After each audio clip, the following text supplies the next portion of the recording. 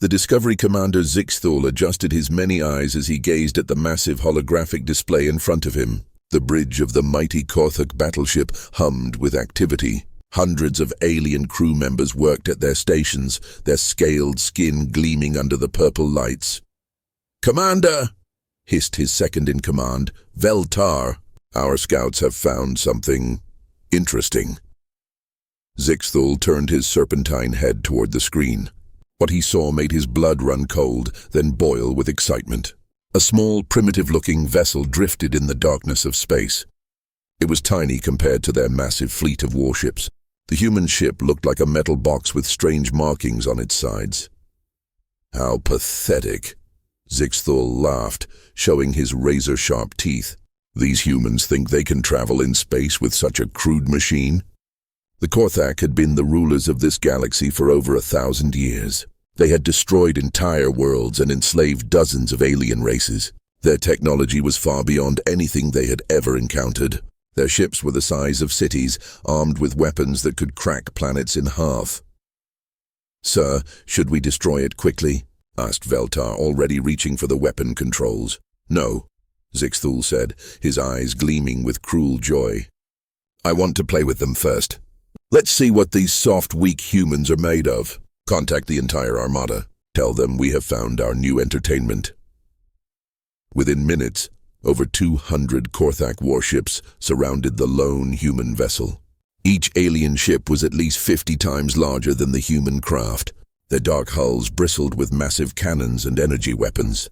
The sight should have terrified any living being, but something was wrong. The human ship didn't try to run away. It didn't send any messages begging for mercy. It just sat there in space, silent and still. This confused Zixthul. Every other race they had encountered either fled in terror or attacked in desperate fury. But these humans did nothing. "Are they dead already?" wondered Veltar, studying the readings. "The ship shows signs of life, but they're not moving or talking. Maybe they're frozen with fear." Zixthul chuckled. "Open a communication channel. I want to see the terror in their eyes before we turn them to dust." The main screen flickered, and suddenly they were looking at the inside of the human ship. What they saw shocked them. Instead of cowering creatures begging for their lives, they saw a single human male sitting calmly in a chair. He had short brown hair and wore a simple blue uniform. His face showed no fear at all. The human looked directly at Zixthul and spoke in a calm, steady voice. "I am Captain Marcus Thompson of the UES Retribution. You are trespassing in human territory." The entire Korthak bridge erupted in hissing laughter. "Human territory?" Zixthul could barely speak through his amusement.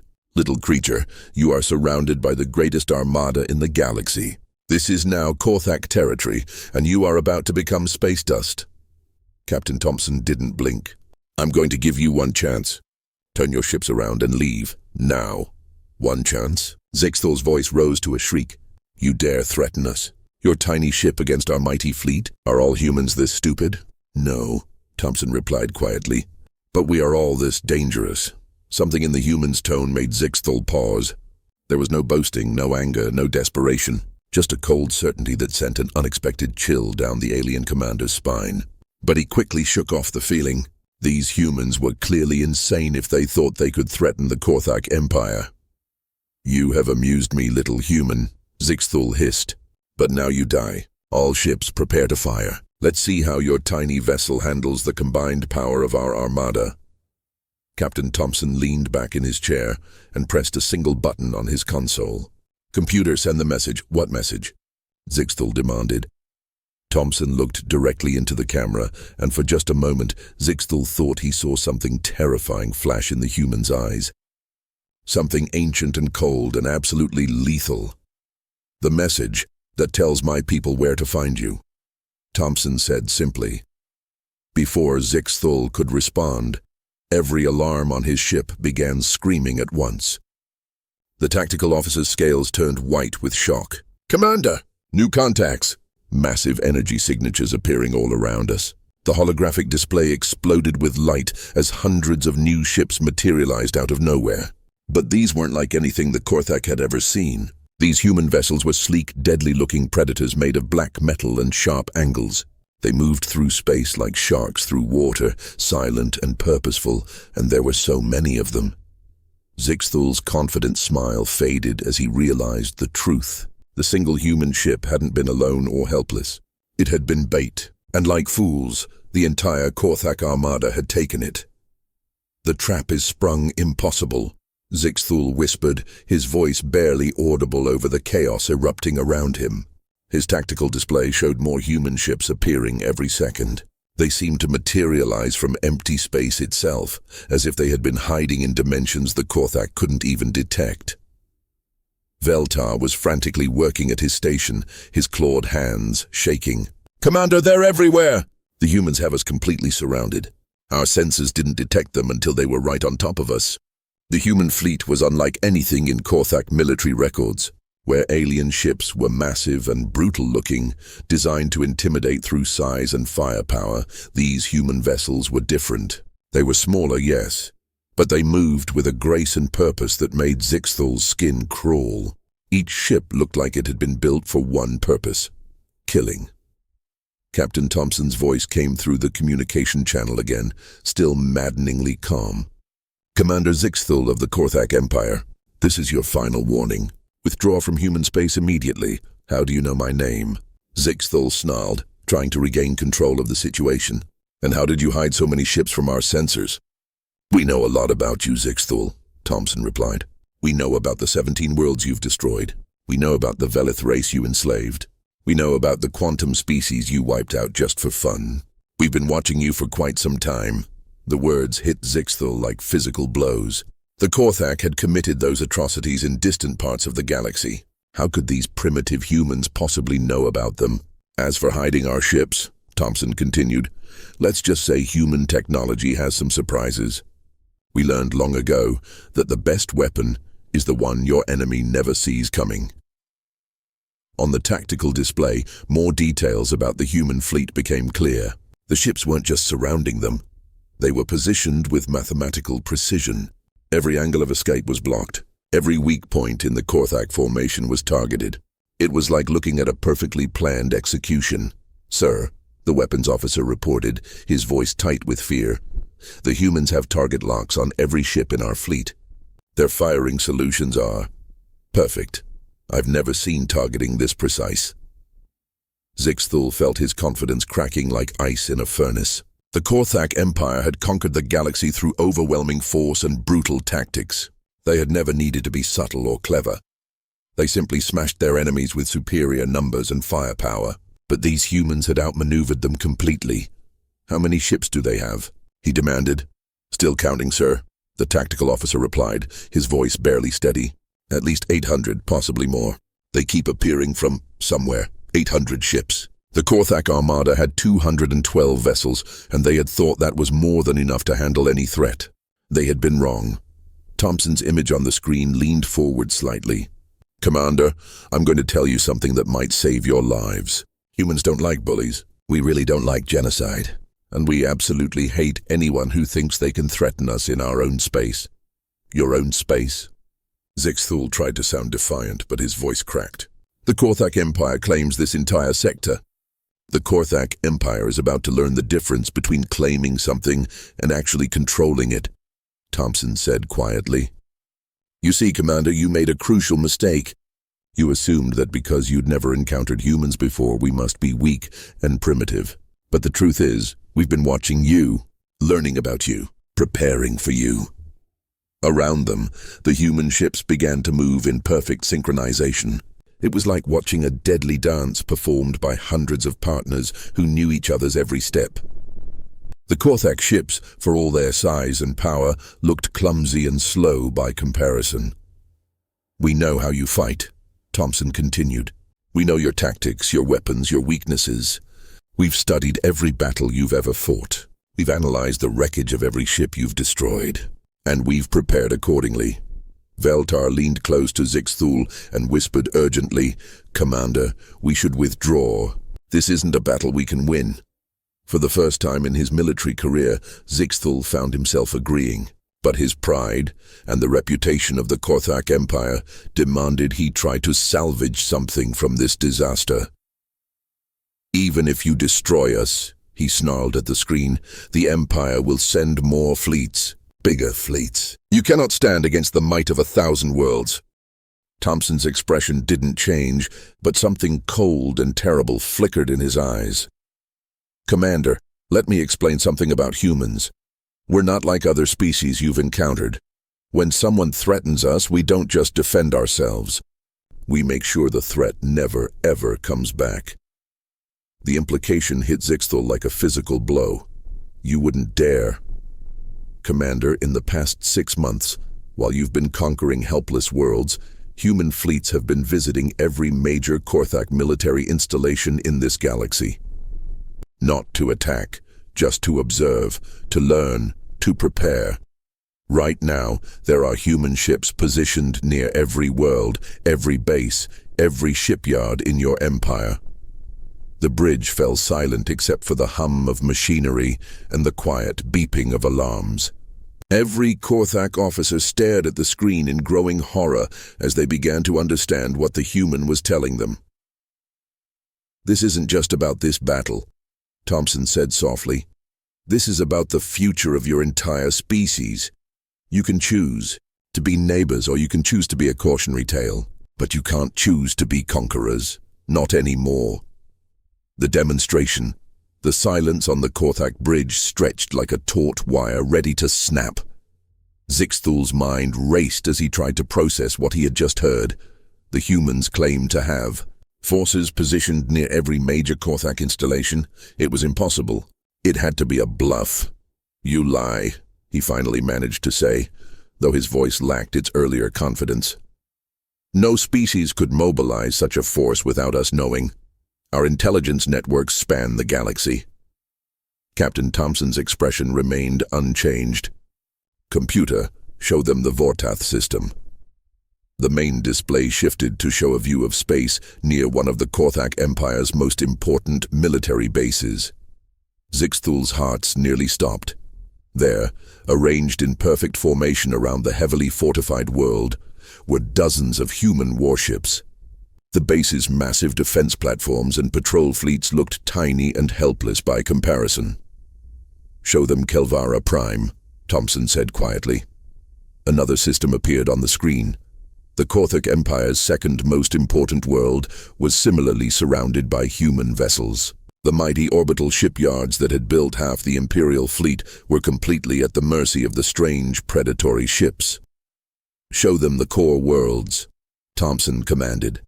Image after image flashed across the screen. Every major Korthak stronghold, every important world, every key strategic position in their empire was surrounded by human forces. The scope of the operation was beyond anything Zixthal could have imagined. How? He whispered. How did you do this without us detecting anything? Humans have been spacefaring for less time than most species, Thompson explained. But we had good teachers. We learned about war from the Korthak Empire itself.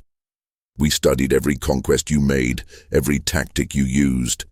And we learned the most important lesson of all. The best victory is the one where your enemy defeats himself. Veltar was staring at the displays in shock. Commander, if this is real, then our entire military structure is compromised. They could destroy our civilization with a single order. Thompson nodded slowly. That's exactly right. But here's the thing about humans. We don't want to destroy your civilization. We just want you to stop destroying everyone else's. What do you mean? Zixthal asked, though part of him was afraid to hear the answer. I mean, this can end one of two ways, Thompson said. Either the Korthak Empire learns to coexist peacefully with its neighbors, or the Korthak Empire ceases to exist. The choice is entirely yours. On the tactical display, the human ships began to move again. But instead of attacking, they formed new patterns around the Korthak fleet. It took Zixthal several moments to realize what he was seeing. The humans were demonstrating their superiority without firing a single shot. Each movement was precise and calculated. The human ships danced around the larger Korthak vessels like fighters toying with lumbering giants. They could attack from any angle, at any time, and there was nothing the Korthak could do to stop them. "This is a demonstration," Thompson said, as if reading Zixthal's thoughts. "We want you to understand exactly what you're facing.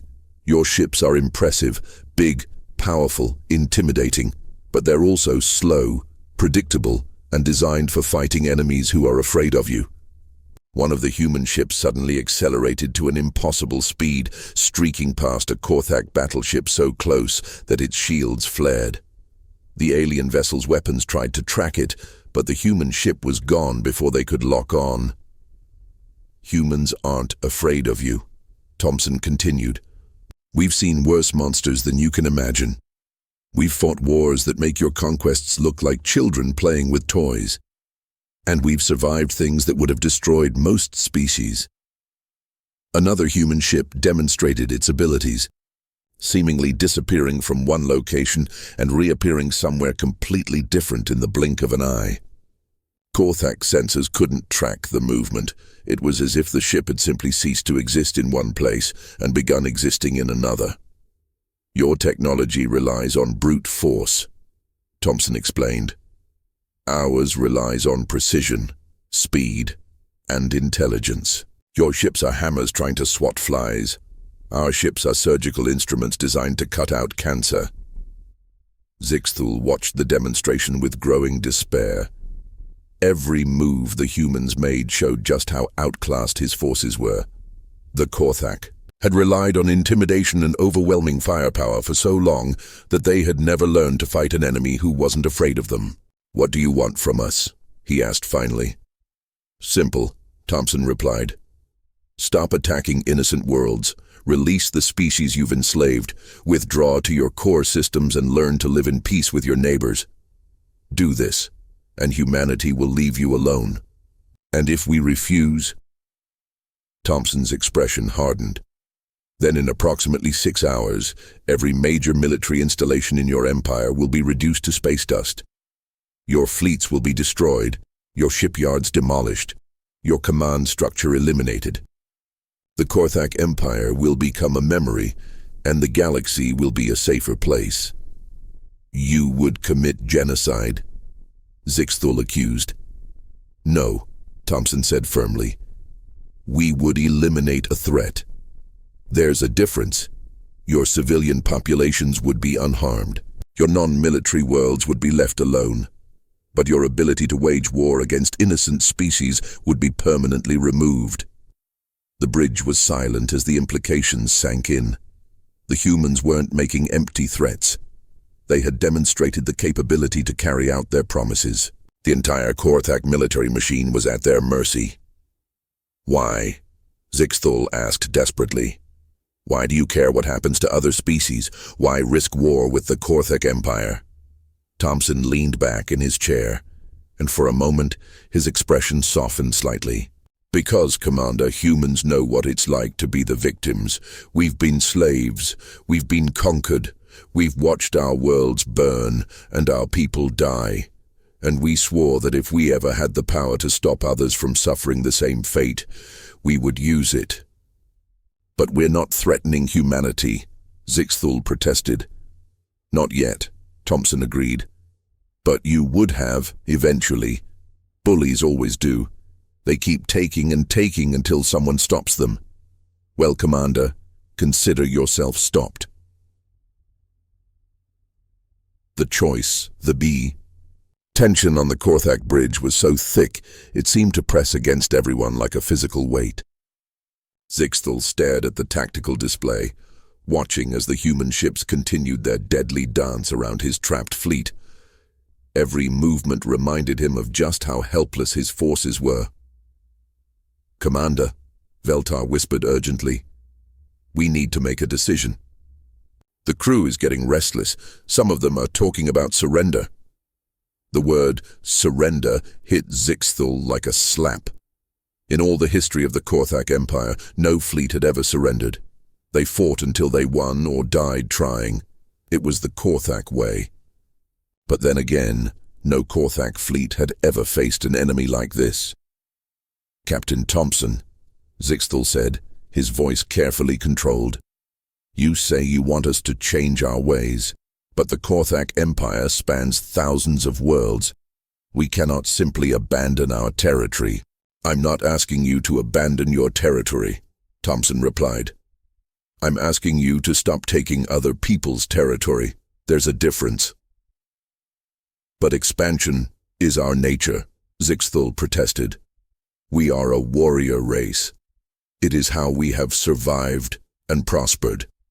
Then learn a new way to prosper, Thompson said firmly. Trade instead of raid, explore instead of conquer, build instead of destroy. Other species have made the transition from warriors to civilized beings. So can you.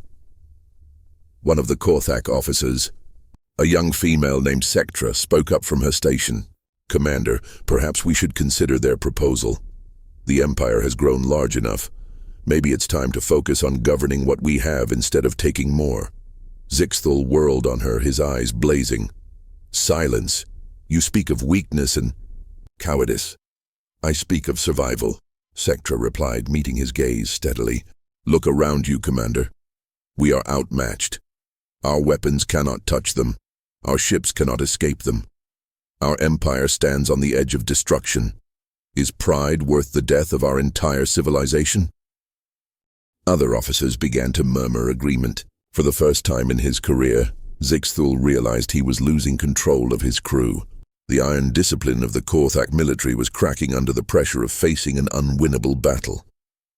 Thompson's voice cut through the growing debate. Commander, let me share something with you. Humanity once faced a choice very similar to the one you're facing now.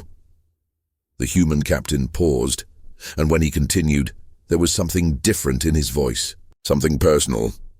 About 50 years ago, Earth was visited by a species called the hegemony. They were old, powerful, and completely ruthless. They had conquered dozens of worlds and enslaved entire civilizations. Sound familiar? Zixthul said nothing, but he was listening intently. The hegemony came to Earth expecting an easy victory. Thompson continued. We were young, barely out of our home system and technologically inferior. But we had one advantage they didn't expect. We were desperate, and desperate humans are very, very dangerous. On the screen, Thompson leaned forward. The war lasted 7 years. Billions died. Entire worlds were turned into graveyards. But eventually humanity won, not through superior technology or numbers, but through sheer stubborn refusal to give up. What happened to the hegemony? Veltar asked quietly. Thompson's expression grew cold. They no longer exist. Their worlds are empty. Their ships are scrap metal floating in space. Their entire civilization was wiped from the galaxy because they refused to consider any option except domination. The bridge fell silent as the implications sank in. The humans hadn't just defeated a superior enemy. They had completely destroyed them. After the war, Thompson continued, humanity made a decision. We would never again allow a species like the hegemony to threaten innocent worlds. When we encountered other aggressive civilizations, we gave them the same choice we're giving you now. Change or be destroyed. How many chose to change? Zixthul asked reluctantly. Most of them, Thompson replied. Once they understood the alternative, most species are quite reasonable. The few that weren't, well, they're no longer a problem. Zixthul felt a chill run down his spine. The humans weren't bluffing or making empty threats. They had done this before, possibly many times. They had the experience, the technology, and most importantly, the will to carry out their promises. Commander, another officer said quietly, incoming message from the homeworlds. Zixthul's blood ran cold. If word of this confrontation had reached the Imperial capital, then the High Command would expect him to either achieve victory or die trying. Surrender was not an option the Empire would accept. Put it through, he ordered reluctantly. The image of Supreme Commander Vexaron appeared on a secondary screen. The ancient Korthak's scarred face was twisted with rage. Zixthul, what is this I hear about human ships surrounding our core worlds? Attack them immediately! Supreme Commander, Zixthul began carefully. The situation is more complex than... There is no complexity, Vexaron snarled. The Korthak Empire does not negotiate with inferior species. Destroy them all or I will have you executed for cowardice. The communication ended abruptly, leaving the bridge in tense silence. Zixthal stared at the blank screen, knowing that his options had just become even more limited. He could obey the Supreme Commander's orders and lead his fleet to certain destruction, or he could defy direct orders and face execution for treason. "Commander," Captain Thompson said softly, "I heard that. I'm sorry your leaders are putting you in this position, but I want you to know, this doesn't change anything. The choice is still yours." "My orders are clear," Zixthal said bitterly. "I am to attack or face execution for treason." "Then make a different choice," Thompson replied. "Sometimes the greatest act of loyalty to your people is to disobey your leaders." Sectra stood up at her station. "Commander, I volunteer to serve under your command if you choose to negotiate with the humans. Our duty is to our people, not to politicians who are safe on distant worlds." One by one, other officers began to stand as well. Within minutes, the entire bridge crew was on their feet, showing their support for their commander's right to make the choice that would save their lives and their species. Zixthal looked around at the faces of his crew, beings he had served with for years, fought alongside, trusted with his life. They were looking to him, not as the representative of a distant government, but as the leader who could guide them through this crisis. "Captain Thompson," he said finally, "if we agree to your terms, what guarantee do we have that humanity will keep its word?" "The same guarantee the galaxy has that the Korthak Empire will keep its word," Thompson replied. "None except our reputation. But consider this, we could have destroyed your fleet already. We could have launched surprise attacks on your worlds. We could have eliminated the Korthak Empire without ever giving you a choice. The fact that we're talking instead of shooting should tell you something about human intentions." Zixthal closed his eyes and made the hardest decision of his life. The new beginning. "All ships," Zixthal said into his communications array, his voice steady despite the magnitude of what he was about to do. "This is Commander Zixthal. Stand down all weapon systems. Repeat, stand down all weapons." The order rippled through the Korthak fleet like a shockwave. On dozens of ships, weapons officers stared at their controls in disbelief. Some began to comply immediately, while others hesitated, unsure if they had heard correctly. "Commander," Veltar whispered urgently, "half the fleet is requesting confirmation." "They can't believe you gave that order. Then confirm it," Zixthal replied firmly. "Tell them that their commander is choosing the survival of his people over the pride of his empire." On the main screen, Captain Thompson nodded approvingly. "That took courage, Commander. More courage than most people realize." "Do not mistake this for cowardice, human," Zixthal said, though there was no real anger in his voice anymore. "If there was any way to fight you and win, I would take it. But I will not waste the lives of my crews in a battle that cannot be won."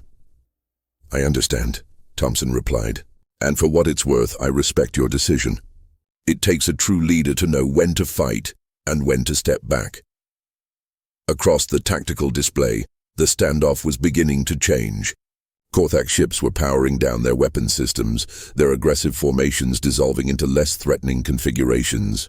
The human ships responded by backing away slightly, giving the alien vessels more space while maintaining their defensive positions.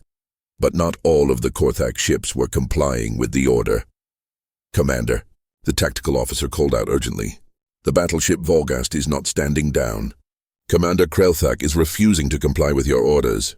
On the display, one of the largest Korthak warships was breaking formation, its massive weapon system still powered and aimed at the nearest human vessels.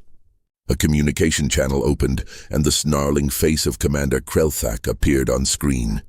"Zixthal, you are a coward and a traitor," the other Korthak commander roared. "I will not surrender to these pathetic humans. The honor of the Empire demands we fight." "Krelthak, stand down immediately," Zixthal ordered. "You are endangering the entire fleet with your actions. Better to die with honor than live in shame." Krelthak spat. "Volgast, prepare to engage the human ships. Show them the true power of the Korthak Empire." The massive battleship's main weapons began to charge, energy building in its forward cannons. Several human ships immediately moved to intercept, their sleek forms darting through space like hunting predators. "Captain Thompson," Zixthul said quickly. Krelthak does not represent the will of this fleet. He is acting against direct orders. I understand, Commander, Thompson replied calmly. But we can't allow him to fire on our ships. We'll have to stop him. Please, Zixthul found himself saying, surprising himself with the word. Give me a chance to handle this. Thompson paused for a moment, then nodded. You have 60 seconds before we take action. Zixthul opened a direct channel to the Vorgast. Krelthak, listen to me very carefully. If you fire on those human ships, they will destroy not just you, but potentially this entire fleet. Is your pride worth the lives of 10,000 Korthak warriors? My pride is worth everything. Krelthak snarled back. I will not bow to inferior species. Then you will die, Zixthul said quietly, and your death will accomplish nothing except to prove that the humans were right about us. Is that the legacy you want? For a moment it seemed like Krelthak might listen. His weapon systems hesitated, the energy buildup fluctuating as he wrestled with his decision. But then his face hardened with renewed determination. For the glory of the Korthak Empire, he shouted, and his ship's main guns fired. The massive energy beams lanced out toward the human ships, but they struck only empty space. The targets had moved with impossible speed, dodging the attack with ease. Before Krelthak could fire again, 3 human vessels were on him. What followed was not a battle. It was a demonstration of absolute superiority.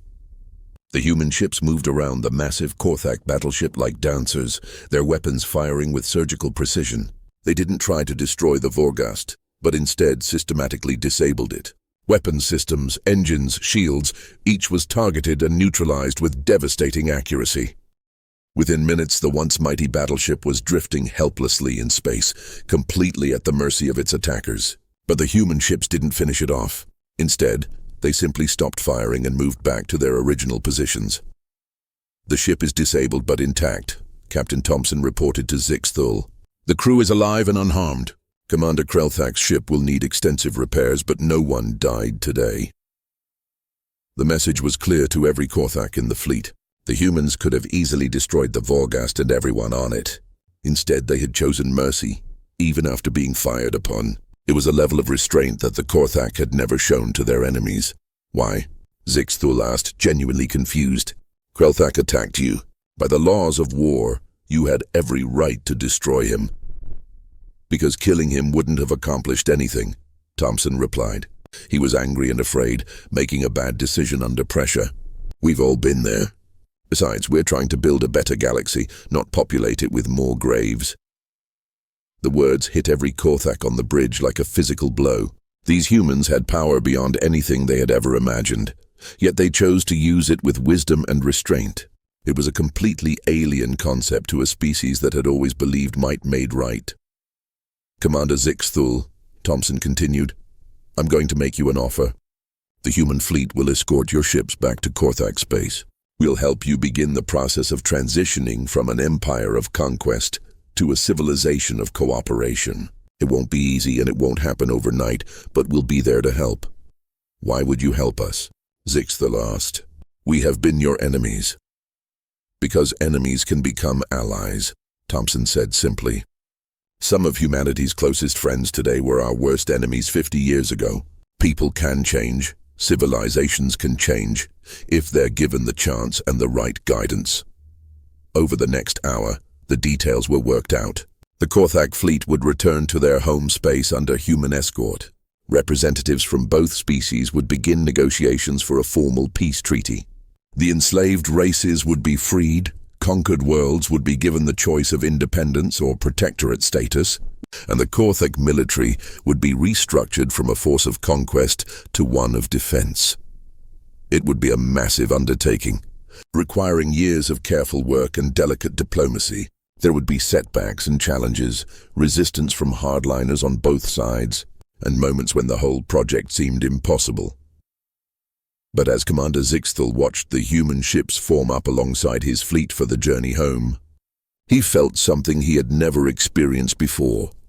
Hope for a future where his people could live without fear, without constant war, without the endless need to prove their strength through conquest. Captain Thompson, he said as the combined fleet began to move toward Korthak space, What will happen to commanders like Krelthak? Those who cannot accept this new way? Thompson's expression grew thoughtful. They'll be given the chance to learn and adapt. Most will, eventually. As for those who can't, he paused. Well, every society has to decide what to do with people who can't live peacefully with others. That will be a decision for your people to make. As the fleet jumped into hyperspace, heading toward what would either be a new golden age or a complete disaster, Zixthal reflected on how quickly everything had changed. Just hours ago, he had been the confident commander of a conquering armada. Now he was the reluctant architect of his species' transformation from predators to, hopefully, productive members of galactic civilization. "Commander," Sectra said quietly from her station, "do you think this will work? Can the Korthak really change so fundamentally?" Zixthal looked at the human ships surrounding his fleet, not as captors, but as guides toward an uncertain but potentially brighter future. "I don't know," he admitted.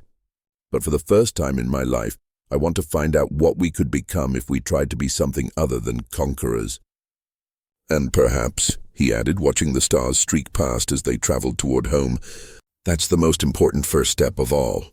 Behind them, the empty space where the confrontation had taken place returned to its normal quiet darkness. But the galaxy itself would never be quite the same. The age of the Korthak Empire's unchallenged dominance was over. What would take its place remained to be written in the stars.